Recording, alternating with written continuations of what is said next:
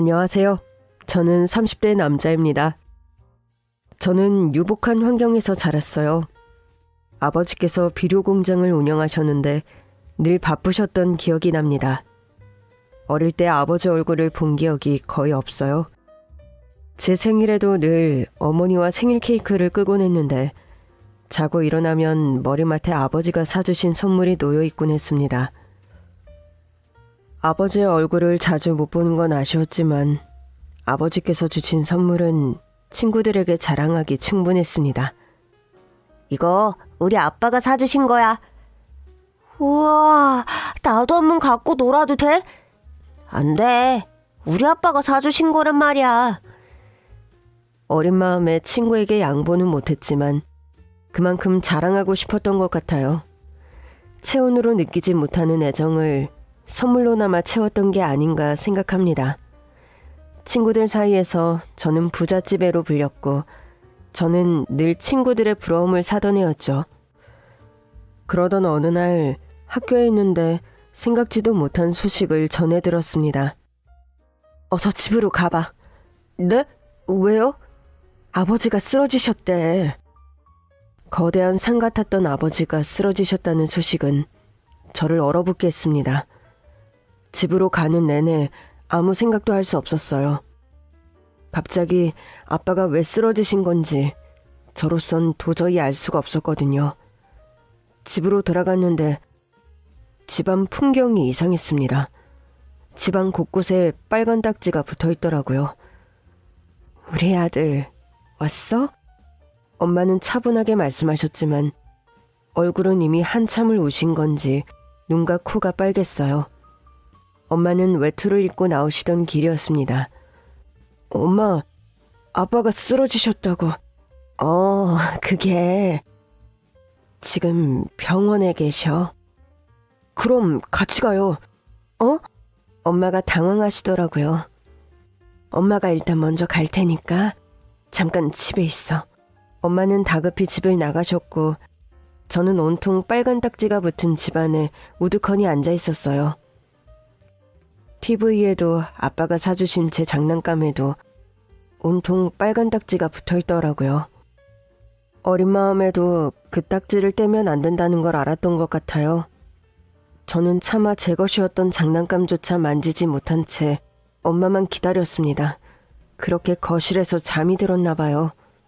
눈을 떴을 때 외할머니가 와 계셨어요. 외할머니는 아무 말씀도 없이 저에게 밥을 해주셨고 전날 저녁부터 걸렀던 저는 할머니가 차려주신 밥을 허겁지겁 먹었습니다.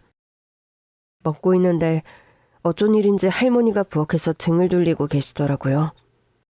저는 눈치껏 다 먹은 밥상을 들고 부엌으로 갔는데 가까이서 보니 할머니가 울고 계시더라고요. 외할머니는 저를 끌어안으며 흐느끼셨습니다. 불쌍한 내 손주. 그제야 확신했던 것 같아요. 뭔가 좋지 않은 일이 일어났다는 걸. 제가 밥을 다 먹자 외할머니가 이제 그만 가자고 하시더라고요. 아빠가 있는 병원으로 가나보다 생각하고 따라갔습니다. 도착한 곳은 병원이 맞았어요. 그러나 우리는 본관이 아닌 장례식장으로 들어갔습니다. 아버지의 사진이 놓여 있더라고요. 그날 처음으로 아버지의 얼굴을 참 오래 봤던 것 같습니다. 아버지는 어느 날 갑자기 세상을 떠나셨습니다. 나중에 알았지만 비료 공장이 망하는 바람에 충격으로 쓰러지셨는데 그대로 세상을 떠나셨다고 하더라고요. 저랑 엄마는 하루아침에 대궐 갔던 집에서 나와 슬럼가의 빌라 지하에서 살게 되었습니다. 슬럼가의 빌라 지하에서 시작한 일상은 단 하루도 쾌적하지 않았어요. 늘 습했고 곰팡내가 집안에 가득했습니다. 처음엔 도저히 적응할 수가 없었어요. 철이 없어서 엄마에게 애원한 적도 있었습니다. 엄마, 전에 살던 우리 집으로 돌아가면 안 돼요? 그때마다 엄마는 미안한 얼굴로 말했어요. 미안하지만 이제 여기가 우리 집이야. 엄마는 새벽부터 밤늦게까지 일만 하셨어요. 잠결에도 엄마가 돌아오셨다는 걸 고기 냄새로 알 수 있었죠. 엄마는 고깃집에서 서빙을 하시며 불판을 닦으셨는데 하루하루 팔에 어깨에 파스를 붙이지 않는 날이 없었습니다.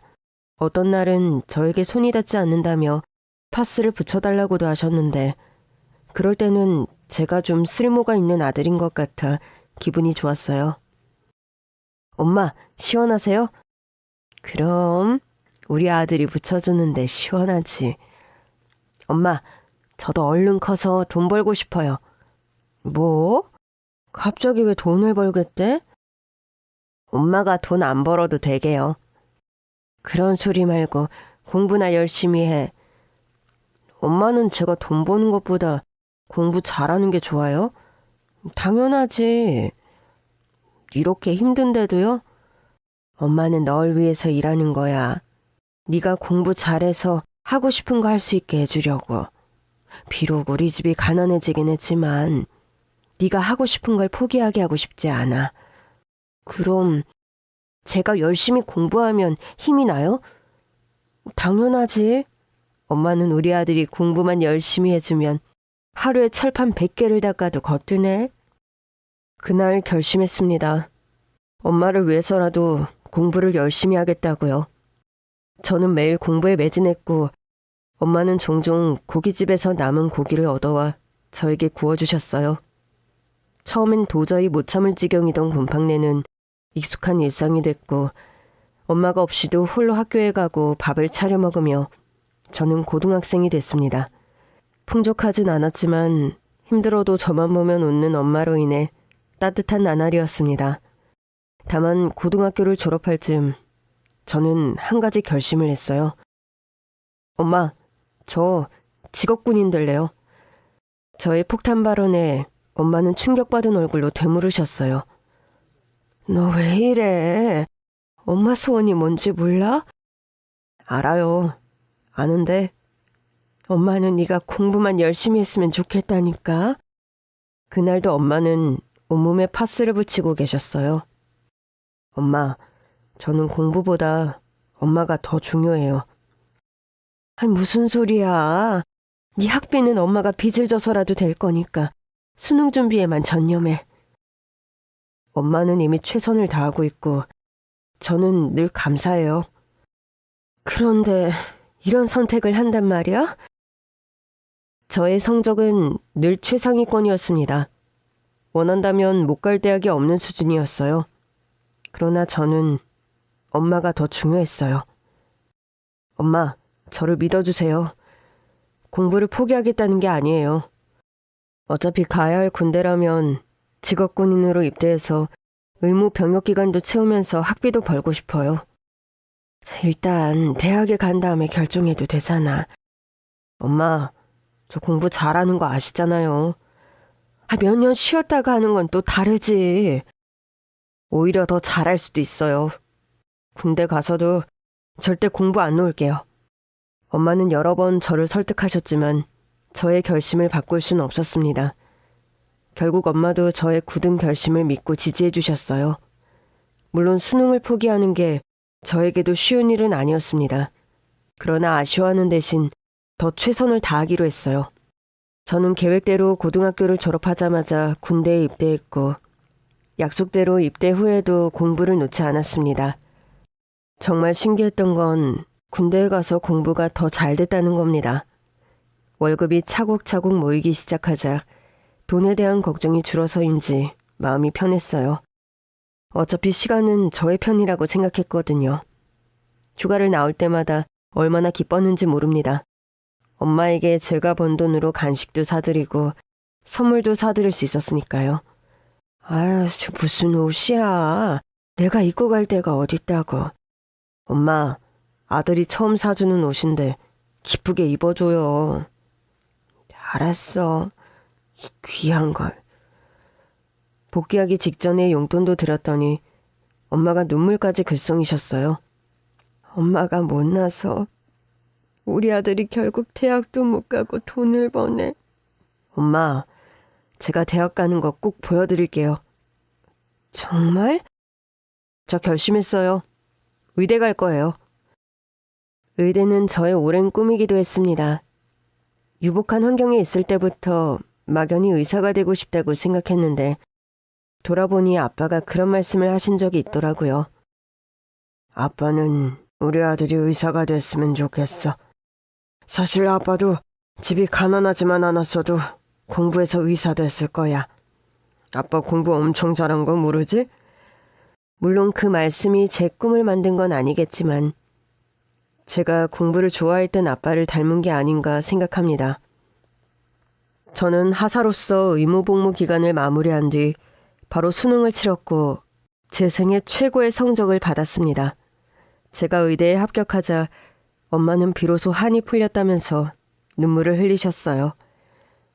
내가 차마 말은 못했지만 늘 가슴에 대못이 박혀 있는 것 같았어. 너희 아버지가 늘 그랬거든. 절대 내 자식에게 가난은 안 물려준다고. 근데 그걸 내 손으로 물려준 것 같아서 늘 가슴이 아팠거든. 엄마 덕분에 해낸 거예요. 엄마가 제 곁에 있어주셨잖아요. 그런데 엄마가 저에게 적금 통장을 주시더라고요. 엄마, 이게 뭐예요? 적금 부은 거. 너 군대에 있는 동안 부은 거야. 제가 직업군인으로 복무하는 사이 엄마도 적금을 넣으셨더라고요. 네 첫 등록금은 내가 꼭 해주고 싶었어.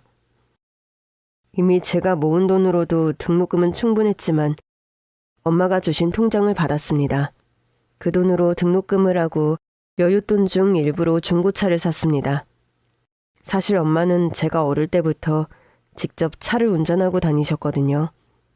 집안 형편이 기울면서 늘 걸어 다니시거나 버스를 타셨는데 엄마가 출퇴근을 좀 편하게 하셨으면 했어요. 저도 군대에 있으면 휴가 때 나와 운전면허를 딴 상태였기 때문에 종종 이용할 생각이었습니다. 차를 본 엄마는 무척 기뻐하셨습니다. 이게 얼마 만에 잡아보는 운전대야. 저도 어릴 때 이후 처음으로 엄마가 운전해주신 차를 타봤던 것 같아요. 차가 도착한 날 우리 모자는 마트에도 가고 시장에도 가고 차를 타고 여기저기를 자유롭게 다녔습니다. 늘 짐이 무거워 사고 싶은 걸 다 못 샀다던 어머니는 신이 나서 쌀도 사시고 무거운 무도 사시고 배추까지 사오셨죠. 그 자리에서 뚝딱뚝딱 겉절이도 담가주시고 깍두기까지 담그시는데 너무 무리하는 게 아닌가 걱정스러울 정도였어요. 그러나 엄마의 얼굴엔 미소가 가득하셨고 큰맘 먹고 중고차를 사길 잘했다 싶었죠. 그렇게 첫 차를 사고 운전에 익숙해질 즈음 처음으로 장거리 운전을 했습니다. 그날은 어머니께서 아들이 운전하는 차를 타고 싶다고 하시더라고요. 저도 운전에 자신이 좀 있던 때라 자신 있게 운전대를 잡았죠. 엄마는 가는 내내 창문을 활짝 열고 바람을 만끽하셨어요. 아빠가 계실 때 이후로 처음이야. 이렇게 누가 운전해주는 차 타고 놀러 가는 거. 이제부턴 제가 해드릴게요. 가끔씩만 부탁할게. 나중에 네 와이프한테 많이 해줘. 벌써 저 장가보낼 생각하시는 거예요? 언젠가는 갈 거 아니야. 배신당하기 전에 내가 먼저 마음 먹어야지. 하여튼 엄마도 못 말려. 우리 가서 뭐 먹을까요? 닭갈비 먹고 싶은데 아빠랑 연애할 때 갔던 데가 있어. 정말요? 그럼 거기로 가요. 그날 저는 엄마와 아버지의 연애 시절 이야기도 듣고 닭갈비의 유명한 카페까지 들러 모처럼 여유 있는 하루를 보냈습니다. 돌아오는 길 엄마가 꿈만 같다며 기뻐하시더라고요. 이제 우리 아들 의사 되는 일만 남았네. 아까는 장가 가라더니. 일단 의사는 되고 갈 거 아니야. 너 진짜 누구 있어? 없어요. 의대가 얼마나 빡빡한데요. 공부할 시간도 부족해요. 하여튼 우리 아들은 약속은 늘 지키지. 군대 가서도 공부할 거라고 의대 갈 거라고 하더니 진짜 의대를 갔네. 아빠가 얼마나 기뻐하시겠어? 아직도 갈 길이 멀어요. 레지던트도 해야 하고. 우리 아들은 잘할 거야. 엄마 눈 안 봐도 알아? 그때였습니다. 저 앞으로 차가 보이는데 어두워서 정확하진 않지만 경로가 좀 이상해 보이는 겁니다. 엄마, 저 앞에 차 보여요? 저기 멀리 있네. 근데 왜? 한적한 외곽의 국도를 달리던 중이었거든요. 구불거리는 길을 달리는데 불쑥 멀리서 차가 한 대 오는 것 같았는데 또 구불거리는 길로 사라져 보이지 않더라고요. 이렇게 한적한 국도에서 별일이야 있을까 생각하며 운전을 하던 그때 바로 앞에서 차가 달려오기 시작했습니다. 차는 반대편 차선이 아닌 제가 달리는 차선으로 역주행을 하고 있었습니다. 결국 저와 엄마가 탄 차는 맞은편에서 역주행을 하던 차와 부딪혔고 그 이후로는 기억이 없습니다. 차가 뱅글뱅글 돌았던 것 같긴 한데 정신을 잃었던 것 같아요. 눈을 떴을 때 저는 병원 중환자실에 있었습니다. 제가 깨어난 걸 보고 간호사가 와서 확인하더라고요. 환자분, 정신이 드세요? 대답을 하려고 했지만 입이 잘 떨어지지 않더라고요. 대신 몸을 움직이려고 했지만 몸 역시 말을 듣지 않았습니다. 그제 알았어요. 제 몸이 완전히 망가졌다는 것을요. 의식이 완전히 돌아왔을 때 비로소 입이 떨어지더라고요.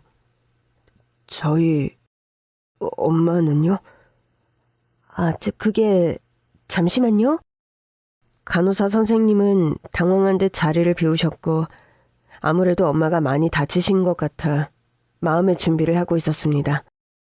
그런데 아까 그 간호사분이 다른 간호사분을 모시고 왔더라고요.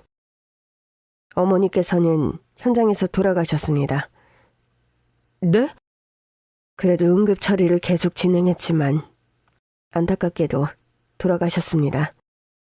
제가 살던 세상의 불이 완전히 꺼진 듯한 기분이었어요.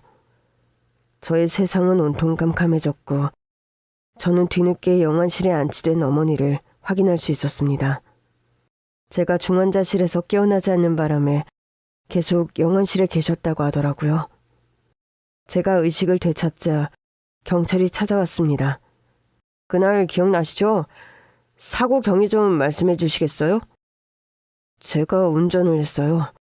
저 멀리서 차가 이상한 경로로 오는 것 같았는데 어두워서 안 보였어요. 그러나 차가 정면으로 보였는데 기억이 잘 안 나요. 제가 중앙선을 넘었던 건지 그 차가 넘어온 건지. CCTV로 다 확인했고요. 상대편 차가 중앙선을 넘어온 게 맞습니다. 음주운전이었어요. 네? 어머니께서 돌아가시게 된 건 참 유감입니다. 절대 아드님의 잘못이 아니니 부디 마음 잘 추스르셨으면 좋겠어요. 경찰은 저를 위로하고 있었지만 저는 화가 났습니다. 왜 내 잘못이 없어요? 내가 그 차를 샀는데. 아드님의 차량에는 아무 문제가 없었습니다. 운전도 바르게 하셨고 브레이크도 빠르게 밟으셨어요. 상대편 차 운전자가 운전면허증이 박탈될 정도로 과음을 한 상태로 속도를 줄이지 않고 돌진했습니다. 근데 왜 우리 엄마예요? 예? 왜 내가 아니고 우리 엄마냐고요? 우리 엄마가 얼마나 힘들게 살았는데.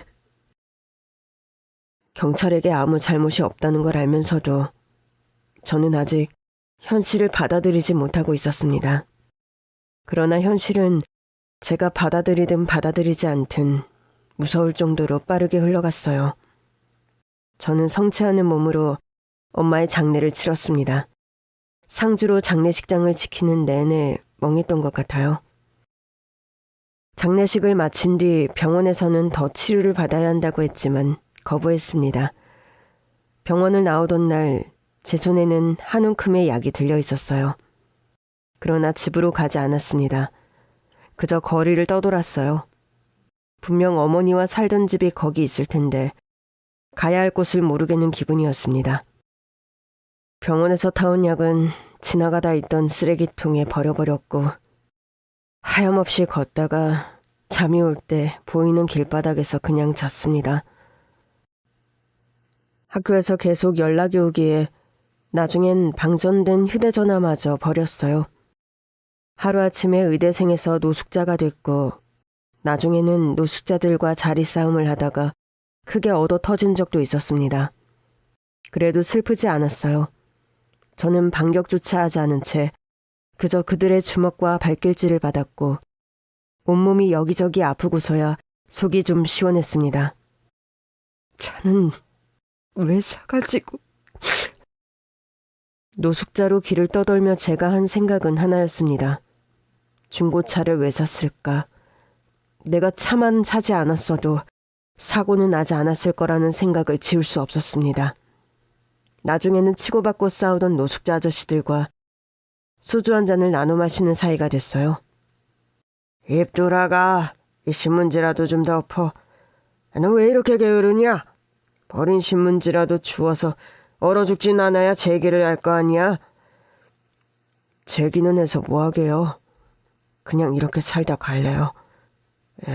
젊은 놈이 못하는 소리가 없어. 그렇게 잠들어 있으면 노숙자 아저씨들이 제 위로 자신들도 어렵게 구했을 신문이며 천들을 덮어주곤 했습니다. 저는 그때마다 엄마가 생각나서 너무 힘들었어요. 그렇게 잠이 들었던 것 같아요.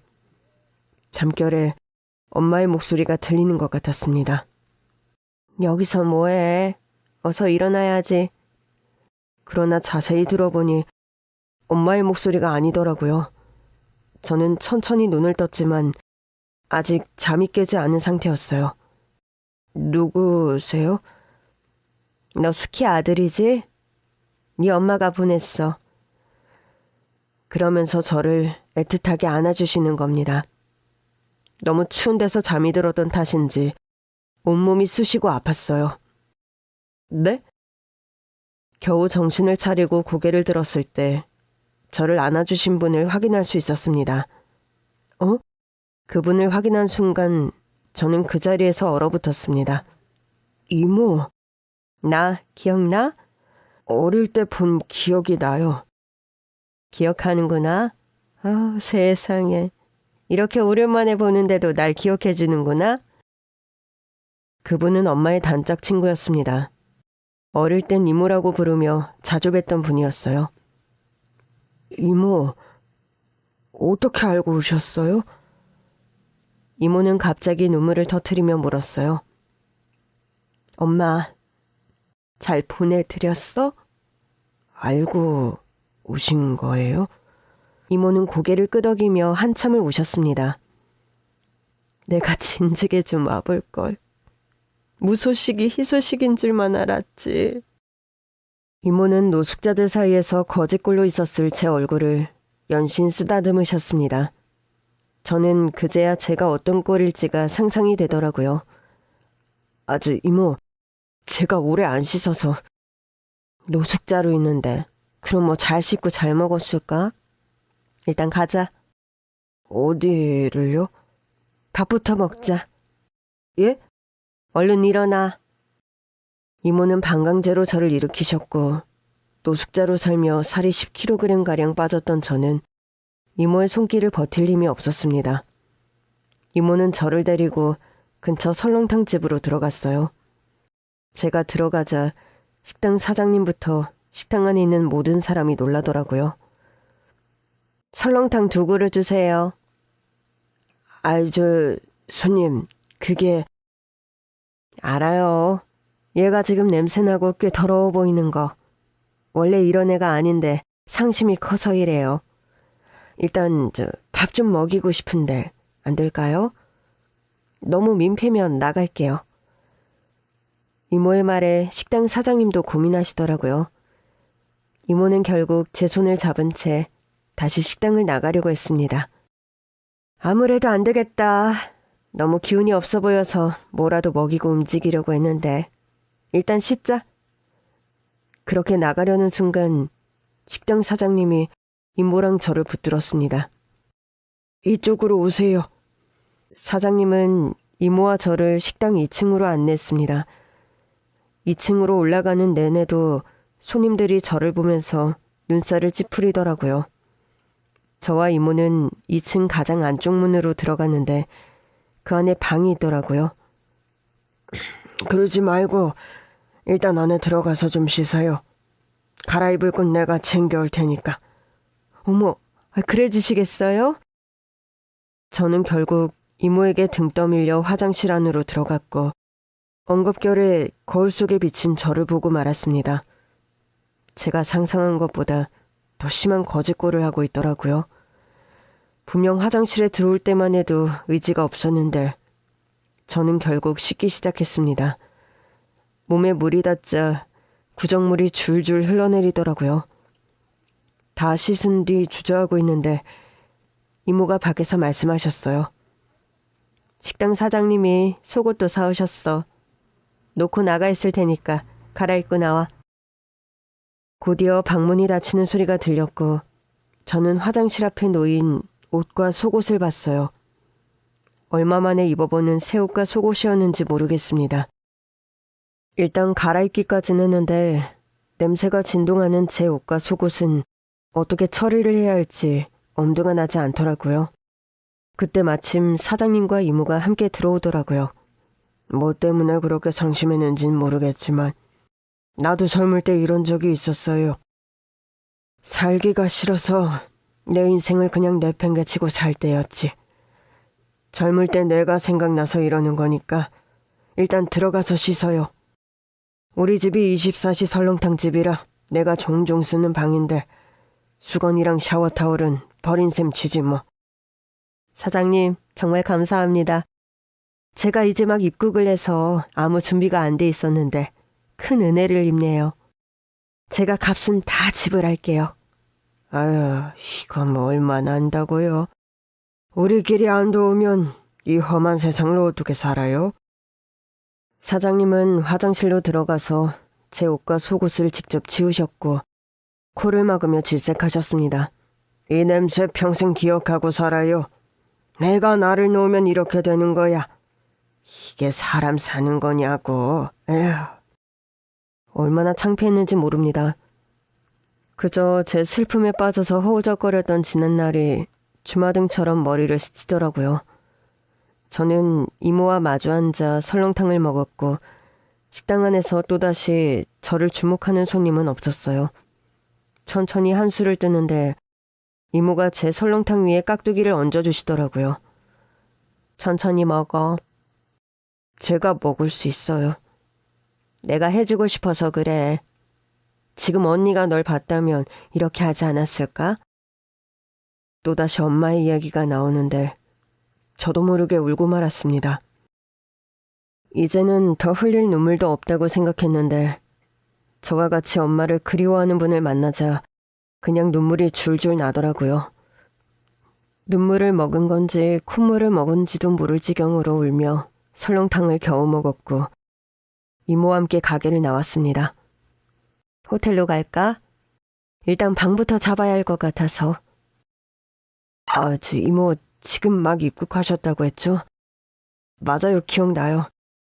이모가 미국 가신다고 마지막으로 우리 집에 오셨던 날. 어이구, 우리 수키 아들. 어릴 때부터 머리가 좋더니 기억력도 좋네. 그러나 저는 이모에게 말했습니다. 저희 집으로 가실래요? 집이 있어? 네, 엄마랑 같이 살던 집이요. 그래서 못 들어가고 있었구나. 너무 슬플까봐? 이모는 또다시 눈물을 훔치시며 제 손을 잡고 택시를 잡으셨습니다. 택시는 더는 못 간다며 산동네 아래에서 차를 멈췄어요. 이모 죄송해요. 집이 산동네라서. 뭐가 죄송해. 사는 놈이 그런 소리 하지 말고 더 당당하게 굴어. 산동네에 있는 집도 집이야. 내 몸 하나 누일 집이 있는 게 얼마나 감사한 건데. 이모와 함께 집 앞에 도착했을 때 감회가 새로웠습니다. 사고 후 엄마를 잃고 처음으로 집에 돌아온 날이었어요. 차마 문을 못 열고 있는데 이모가 대신 여시더라고요. 이모는 저와 엄마가 살던 반지하 집을 거침없이 누비며 창문부터 여셨습니다. 아우, 아이고 세상에. 집에 사람이 없었던 티가 이렇게 난다니까. 일단 창문부터 다 열어. 환기부터 시키자. 집안에는 엄마가 계셨던 흔적이 그대로 남아 있었어요. 엄마가 종종 쓰시던 돋보기 안경도 그 곁에 놓인 손톱깎이도 모든 게 그대로였죠. 저는 울지 않으려고 심호흡을 했습니다. 그런 저를 보며 이모가 그러시더라고요. 사내 자식답게 그냥 울어.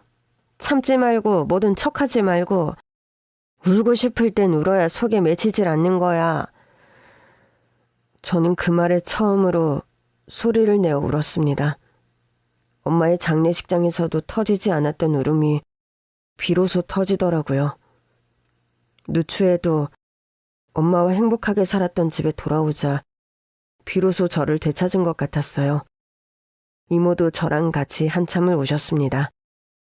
이모는 저 대신 집안을 깨끗하게 청소하셨고 엄마가 사용하던 물건도 상자 하나를 비워 모으시더라고요. 엄마 물건 치우시게요? 슬슬 정리해두는 거지 뭐. 청소도 한 김에. 너는 가서 한숨 자. 아주 그래도 남은 이야기는 자고 일어나서 하자. 사실 오랜만에 배도 든든하게 채웠겠다. 집에 돌아오니 잠이 쏟아지긴 하더라고요. 긴장이 풀린 탓인지 저는 그대로 잠이 들었습니다. 얼마나 자는지 모르겠는데 좀 낯선 느낌의 잠이 깼어요. 고은이 자고 있는데 얼굴로 햇살이 쏟아지는 것 같더라고요. 우리 반지하 집에 이런 햇살이 쏟아질 리가 없는데? 라고 생각하며 일어나 보니 저는 호텔 스위트룸에 와 있었습니다. 처음엔 꿈을 꾸는 건가 했어요. 방문을 열고 나가보니 소파에 앉아있던 이모가 저를 돌아보시더라고요. 일어났어? 이모, 여기가 어디예요? 너 자는 사이에 호텔로 데리고 왔어. 몸도 성취하나 보이는데 아무래도 습하고 곰팡이도 많은 반지하보다는 여기가 낫지 않을까 싶어서. 나도 마침 방도 얻어야 했고. 다가가 보니 이모는 집에서 챙기고 있었던 엄마의 물건을 보고 있더라고요. 네 엄마는 취향이 참 그대로다. 깔끔한 것 좀 봐. 너희 집이 잘 살 때도 엄마가 살림을 일일이 다 했잖아. 그렇게 사람 쓰라고 하는데도 자기 식구 입고 먹는 걸 어떻게 다른 사람한테 맡기냐면서 사서 고생을 하던 사람이야. 그랬어요? 너는 하도 어릴 때라 잘 기억도 안 나지? 솔직히 네. 내가 더 일찍 와봤어야 했는데. 미국에 가신 뒤에 무슨 일이라도.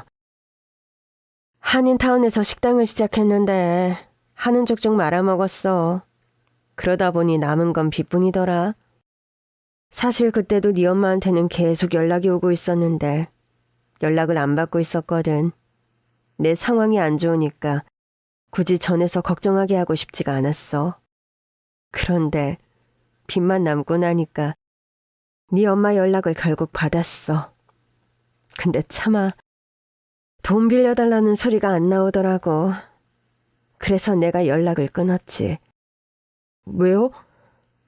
계속 연락하면 내가 아쉬운 소리를 할 것 같더라고. 엄마랑 이모는 영혼의 단짝이었잖아요. 힘들 땐 서로 도울 수도 있는 거죠. 근데 내가 자기 객관화가 잘 되는 인간이거든.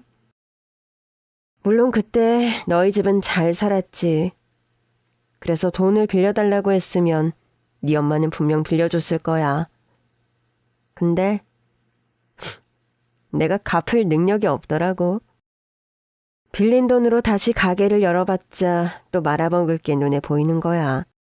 그럼 친구 돈을 못 갚는다는 소리잖아. 갚지도 못할 돈을 빌릴 순 없었어. 그래서 연락을 끊었는데 나중에 연락했더니 너희 집 전화번호가 없어졌더라고. 저희 집도 부도가 났어요. 그래, 그랬구나. 그런 일이 있었으니 너랑 엄마가 반지하 집에서 살고 있었겠지. 네 아빠가 엉뚱한 짓 해서 돈 날려먹을 사람도 아니고 한눈 파는 사람은 더더욱 아니었고. 네, 저는 어려서 잘 몰랐는데 비료공장 사정이 어려워졌던 것 같아요. 그럼 아빠는? 공장 망하고 충격으로 쓰러지셨는데 며칠 못 가고 돌아가셨어요. 세상에. 그 일로 엄마도 꽤 오래 힘들어하셨고요. 엄마는 어쩌다 돌아가신 거야? 저랑 같이 놀러 갔다가 음주운전한 차량이 사고를 내는 바람에. 뭐? 음주운전? 제가 중고차만 안 샀어도 그런 일은 없었을 거예요.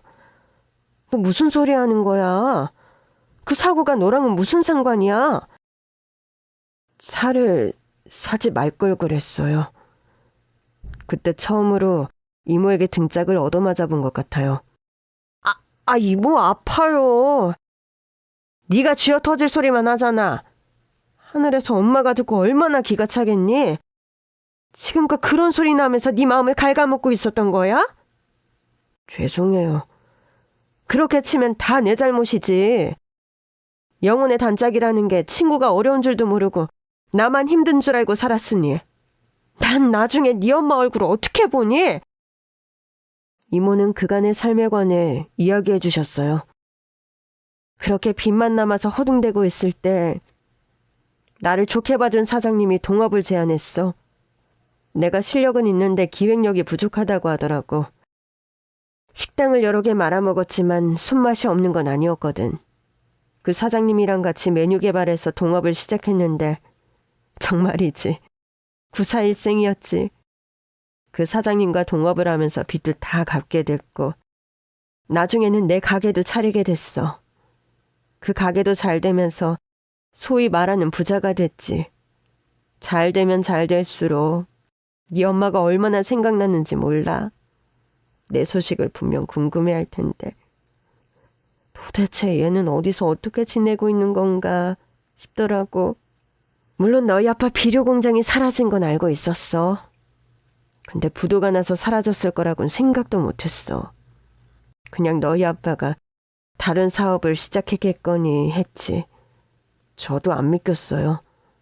워낙 어릴 때라 더 그랬겠지만 아빠가 돌아가신 것도 우리 집이 망했다는 것도 믿기지 않더라고요. 처음엔 반지하집도 너무 낯설더라고요. 내가 아까 가서 보니까 그 정도면 양반이다.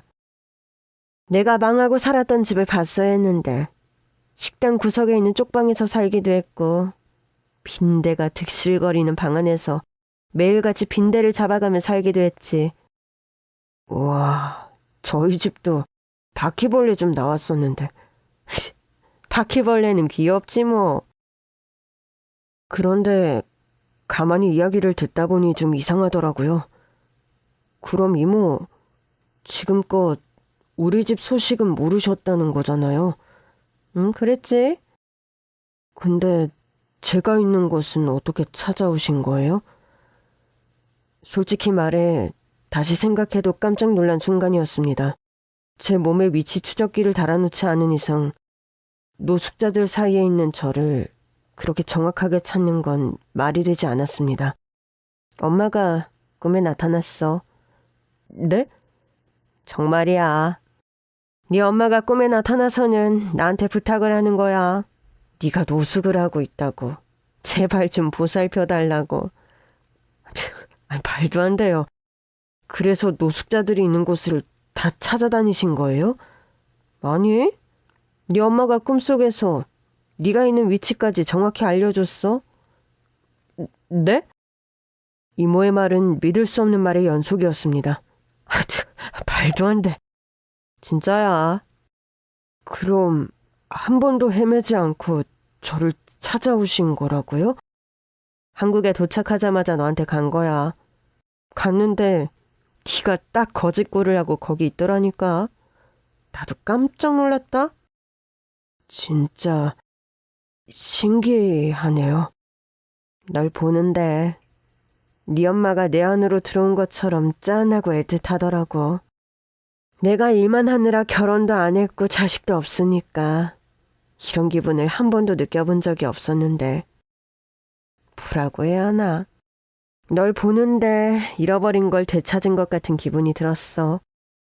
어릴 때 네 모습도 기억나고 수키랑 가까이 살 때 얼마나 행복했었는지가 다 떠오르더라고. 그렇게 사는 게 행복이었다는 걸 너무 늦게 깨달은 거지. 안 늦었어요. 이제부터 또 소중한 인연을 만들어 가시면 되죠. 맞아. 그 첫 번째가 너인 것 같구나. 감사합니다. 이모가 아니었으면 저는 한참은 더 방황했을 거예요. 그렇게라도 해야 했을 네 심정을 왜 모르겠니?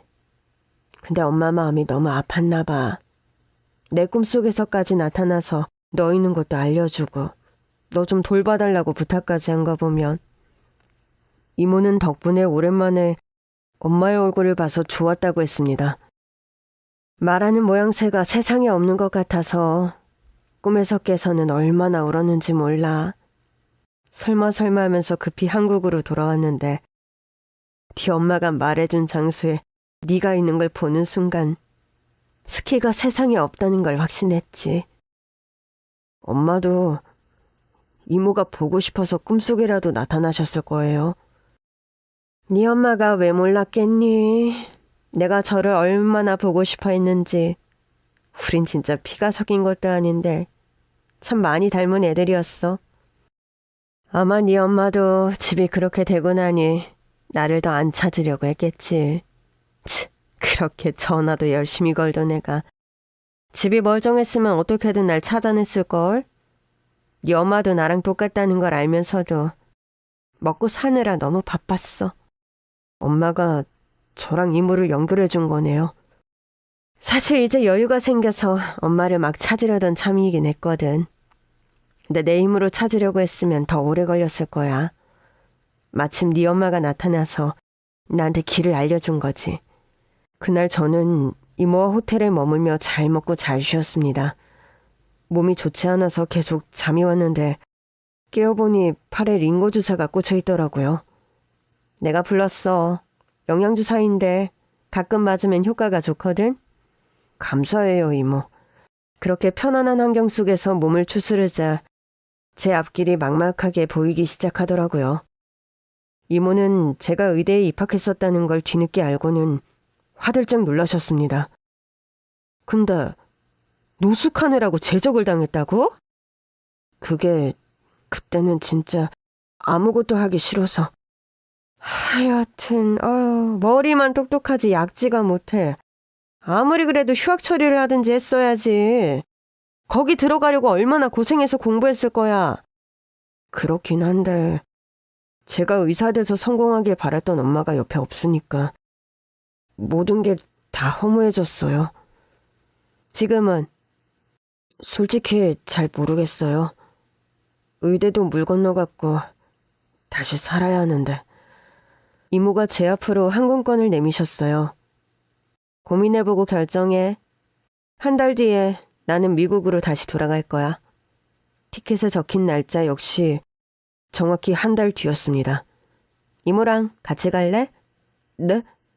사업도 성공하고 돈을 벌고 나니까 내 가족이 없는 게 너무 아쉽더라고. 실은 한국인 아이로 입양을 알아보고 있었는데 이제와 어린애를 키울 자신은 없고 차라리 좀 큰애를 입양해서 친구처럼 지내고 싶더라고. 그러던 차에 널 만난 거야. 스키 덕분에. 하지만 제가 가서 도움이 될 게 아무것도 없을 텐데요. 전 장사를 해본 적이 없고 내가 계산머리 굴리면서 널 데리고 가려는 것 같아? 그럼 왜요? 엄마가 잘 돌봐달라고 부탁하셔서요? 네 엄마 부탁이면 그냥 널 도와주면 되지. 한국에서도 잘 살 수 있게 좋은 집도 마련해주고 다시 공부하고 싶다고 하면 공부할 수 있게 도와주고. 근데 널 보는 순간 마음에 확신이 왔어. 이모는 저를 물끄러미 보더니 말씀하셨습니다. 내 양아들 할래? 너도 혼자 나도 혼자. 외롭지만 같은 그리움을 갖고 사는 사람들끼리 가족이 되어보는 건 어떨까? 정말이지 상상도 못한 제안이었습니다. 저는 고민해보겠다고 했고 홀로 충분히 생각하기 위해 집으로 돌아왔습니다. 호텔 스위트룸에서 지내다가 돌아온 집은 참 작고 누추했어요. 그러나 엄마가 고단한 몸을 누인 공간이었고 제가 꿈을 꾸고 노력한 공간이기도 했죠. 한 달 후 저는 이모와 함께 미국행 비행기에 올랐습니다. 물론 처음엔 완전한 이민을 결심한 건 아니었어요. 일단 저를 애틋해하는 이모와 함께 지내보고 싶었어요. 오랜만에 뵈니 이모도 나이가 많이 들어 보였고 제가 받은 도움을 조금이나마 돌려드리고 싶었거든요. 도착해보니 이모의 집은 큰 정원이 딸린 전원주택이었습니다. 저는 그곳에서 이모와 지내며 하루에도 수십 번씩 잔소리를 늘어놓았습니다. 이모, 운동 가야지. 아우, 야! 너 지금 젊다고 유세냐? 이모 나이 돼봐라. 이모 힘들다. 저는 이모가 노숙자였던 저를 벌떡 일으킨 것처럼 이모를 일으킨 뒤 말했습니다. 나랑 오래오래 같이 안 살 거예요? 그때가 이모와 함께 지낸 지 석 달쯤 지났을 때였어요. 저랑 이모는 서로 너무나 편했고 자연스럽게 말까지 편하게 하고 있었습니다. 뭐? 너 지금 뭐라고 했어? 너 나랑 살 거야? 같이 살자며. 왜? 같이 살아보니까 귀찮아요? 무슨? 나는 너무 좋지. 이모는 눈물까지 글썽였고 저는 그런 이모를 꼭 안아주며 말했어요. 엄마처럼 모실게요. 이제는 제가 돌봐드릴 수 있게 이모 일도 도울게요. 저는 영어를 공부하기 시작했고 학원에서 만난 친구들과도 친해졌습니다. 호감이 가는 여자친구도 생겨서 종종 데이트도 했는데 그때마다 혼자 있을 이모가 너무 신경 쓰이더라고요. 이모가 또 혼자 저녁을 먹으며 쓸쓸해하진 않을까 생각하며 집으로 달려갔는데 글쎄, 이모가 웬 멋진 중년의 남자와 다정하게 앉아 TV를 보고 있는 겁니다. 저는 깜짝 놀라고 말았죠. 왔어? 인사해. 여기는 폴. 우리 이웃 사촌이야. 폴이 돌아간 후 저는 이모에게 따져 물었습니다. 이모, 이건 좀 아니지. 나한테 가족이 되어달라더니. 뭐? 남친? 야, 나 인기 많아. 내가 외롭다고 했지 남친이 없다고는 안 했잖아. 우와, 난 그것도 모르고 썸녀랑 데이트도 빨리 마치고 돌아왔는데 이모 혼자 밥 먹을까봐. 아이고, 우리 아드님이 참 별 걱정도 다 하네. 그나저나 나를 그렇게까지 생각하고 있단 말이야? 좀 감동인데? 내가 이모한테 해줄 수 있는 건 마음 주는 것뿐이잖아. 에휴, 세상에 마음 못 주는 사람이 얼마나 많은데. 넌 진짜 네 엄마 판박이야. 그러니 내 아들이지. 왜 갑자기 말이 그렇게 튀어? 우리 수키가 낳았으니까 내 아들이 될 수 있는 거야. 수키랑 나랑도 하는 짓이 똑같잖아. 이모는 제가 미국으로 와서 같이 산 뒤 오랫동안 관심도 없었다던 연애도 시작했고 좀 재밌는 일상을 살기 시작했어요. 저도 이모의 지원 아래서 공부도 다시 시작했고 사업도 배우기 시작했죠. 그 사이 저는 미국에 있는 명문대 경영학과에 입학했고 이모는 너무나 행복해했습니다. 네가 여기서 나랑 살 준비를 하는 걸 보니 마음이 뭉클해. 왜? 사실 네가 나 안 따라오겠다고 했으면 한국에도 지점을 내서 내가 한국에서 살까 했었거든. 에이, 그게 가능해? 가능하지. 회의야 화상으로 하면 되고 종종 미국에 갔다 오면 그만이니까. 그래서 너랑 이렇게 진짜 가족이 되어 사는 건 꿈도 못 꿨는데 나만 그러니? 이상하게 처음부터 가족이었던 것 같아. 실은 저 역시 같은 것을 느끼고 있었습니다. 나도 그래요. 이모랑은 처음부터 가족이었던 것처럼 편해. 이렇게 다 커서 다시 만났는데도. 고마워. 다시 기운내서 네 삶을 살아줘서. 이모는 참 우리 엄마 같아. 그저 내가 잘 되기만 바라던 우리 엄마. 이모는 널 위해서 모든 걸 할 수 있으니까. 스키가 다 못해준 거 이모가 다 해줄 거야. 그러니까 사업 배우는 것도 좋지만 공부가 더 하고 싶으면 해도 되고 네가 좋아하는 건 뭐든 다 해봐. 나 은근히 사업이 체질에 맞아. 의대 다닐 때보다 더 재밌는 것 같아. 정말이야? 응, 그럼. 그럼 다행이고. 나는 네가 나 돕겠다는 명분으로 다시 의대에 안 가고 경영학과에 간 걸까 늘 마음이 쓰였거든. 몇 달 뒤 저는 잠시 한국에 돌아왔어요.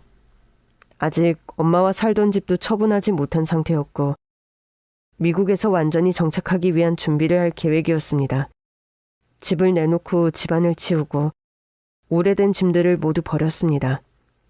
엄마를 잊고 싶어서가 아니라 가슴에 잘 간직하기 위해서요. 한국에 와 있으니 이모는 하루에도 서너 통의 전화를 걸어왔습니다. 언제 올 거야? 이모, 내가 한 주 동안 있겠다고 여러 번 말한 것 같은데? 알아. 네 두뇌 테스트한 거야. 뭐? 누가 누굴 테스트해? 나 의대까지 갔던 사람이야. 지금도 미국의 명문대학에서 경영학을 배우는 학도라고. 제가 따지고 들려고 하면 냅다 전화를 끊어버리는 이모였어요. 다시 미국으로 돌아가기 하루 전날 저는 납골당에 가서 엄마의 사진을 봤습니다. 엄마의 사진은 늘 휴대폰에 있는데 이상하게도 납골당에 와서 보면 진짜 엄마를 마주하고 있는 것 같았어요. 엄마, 감사해요. 저한테 또 다른 엄마를 보내주셔서. 저는 엄마의 사진을 가만히 어루만져 봤어요. 엄마가 이곳에 있는 게 아니라는 걸 알면서도 두고 갈 수는 없겠더라고요. 엄마, 같이 가요. 물론 엄마는 한국을 더 좋아할 것 같긴 한데 그래도 아들이 있는 데서 같이 있어야지. 이제는 이모도 같이. 저는 아주 소중한 것들만 챙겨서 이모가 있는 미국으로 돌아갔습니다. 제가 공항에 도착하자 이모가 차에서 내리더라고요. 제가 엄마의 유골함을 소중하게 안고 있자 이모는 그 유골함을 두 손으로 받았습니다. 우리 스키 왔구나. 너무 보고 싶었어. 잘했어. 우리는 그렇게 한 식구가 되었습니다. 저는 이모를 통해 엄마의 사랑과 가족의 진짜 의미를 배웠던 것 같아요. 이모는 그토록 어렵게 혼자 일군 모든 삶을 저에게 아낌없이 나눠주고 계세요. 이게 내리사랑이 아니면 무엇을 내리사랑이라 할 수 있을까 싶어요. 저는 요즘 이모의 회사에서 능력으로 팀장 자리에 올랐습니다. 조만간 한국에도 지점을 낼 것 같아서 한국도 자주 오갈 계획입니다. 우리 가족의 터전이었고 또 한때는 이모의 터전이었던 한국에서 또 언젠가는 살게 될 거라고 생각해요. 그러나 지금은 우리가 최선을 다할 수 있는 곳에서 행복하게 지내려고요. 엄마도 보고 있겠죠? 이모의 꿈속에서까지 나타나 저를 부탁하셨던 분이니 지금쯤 미소를 짓고 계시지 않을까 생각합니다. 덕분에 저는 엄마가 두 분입니다. 낳아주시고 길러주신 분, 그리고 남은 생을 함께 해주실 분. 두 분의 엄마를 모두 가슴 가득 담은 채 오늘도 행복하게 살아가고 있습니다.